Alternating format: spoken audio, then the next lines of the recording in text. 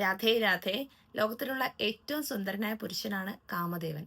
അപ്പോൾ ആ കാമദേവനെ നമ്മൾ മദനൻ എന്നാണ് വിളിക്കുന്നത്. അപ്പോൾ ഈ മദനനാണെങ്കിൽ ഭഗവാൻ ശ്രീകൃഷ്ണന്റെ മുന്നിൽ പോയി നിൽക്കുമ്പം മദനൻ ബോധം കെട്ട് വീഴും. എങ്ങനെയാ? കൃഷ്ണന്റെ സൗന്ദര്യം കാണുമ്പോൾ. അപ്പോൾ ആ കാമദേവനെ പോലും മോഹിപ്പിക്കുന്നവനാണ് ഭഗവാൻ ശ്രീകൃഷ്ണൻ. അതുകൊണ്ടാണ് കൃഷ്ണനെ നമ്മൾ മദനമോഹനൻ എന്ന് വിളിക്കുന്നത്. ഈ ശ്രീകൃഷ്ണൻ രാധാറാണിയുടെ മുന്നിൽ പോയി നിൽക്കുമ്പം കൃഷ്ണൻ ബോധം കെട്ട് വീഴും. രാധാറാണിയുടെ ആ അനുപമമായ സൗന്ദര്യം കാണുമ്പം. അതുകൊണ്ടാണ് രാധാറാണിയെ നമ്മൾ മദനമോഹന മോഹിനി എന്ന് വിളിക്കുന്നത്. അതായത് മദനമോഹനായ കാമദേവനെ പോലും മോഹിപ്പിക്കുന്നവനായ കൃഷ്ണനെയും മോഹിപ്പിക്കുന്നവളാണ് രാധാറാണി. അതുകൊണ്ടാണ് രാധാറാണിയെ നമ്മൾ മദന മോഹന മോഹിനി എന്ന് വിളിക്കുന്നത്.